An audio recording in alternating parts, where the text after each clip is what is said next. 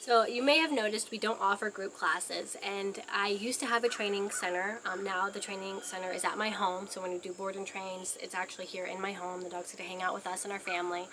But when I had a training center, we would have people come to group class, and I would go through the lesson. I would handle each dog, and I would coach each owner through handling their dogs.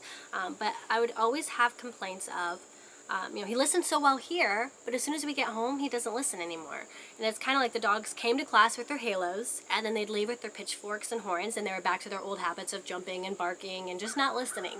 And it was because dogs are very location oriented. It's just kind of like your kids when they go to grandma's house. They know with grandma, the rules are different at grandma's house, so they can do more crazy things that we will, as parents, allow at our house. And dogs are the same way. So they would go to group class knowing, okay, this is a place we have to listen. This is a place where there are rules that have to be followed, just kind of like school versus your home. And then they go home and like, oh, home has the same rules as it did before. I don't have to apply those group class skills to the home because that's different location.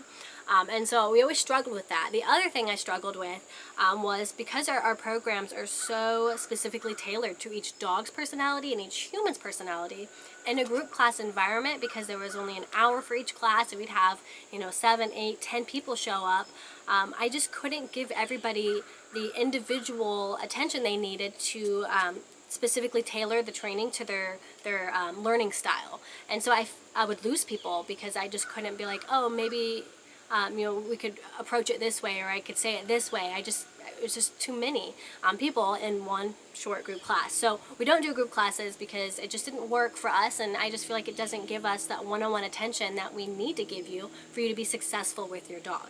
So you may have seen we do offer group socials. Our group socials are our twist on group class. So all of our training is done one-on-one with you, either through private lessons or board and train when we do our follow-ups. They're done with you specifically so that we can make sure, one, we can tailor our training to fit you and your learning style. Two, you get it and it makes sense to you and you're not lost, and maybe you had questions but in a group class there was no time, you didn't have a chance to raise your hand and get them answered, or you didn't want to because there's other people around. They're one-on-one, so it's more personal and you can just get down to business and tell me all those things that are holding you back or that you're confused on, and we work through them and move forward.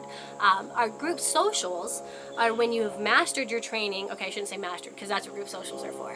When you've learned the foundations of your training and you're like, okay, I know how to enforce a sit, I know how to get my dog to come. Now I want to make sure my dog doesn't just listen to me at my home or at Krystal's home, but everywhere we go. So group socials meet once a month at various locations throughout town. We meet at parks, we meet downtown, we meet at pet stores and pet-friendly stores such as Tractor Supply and Lowe's.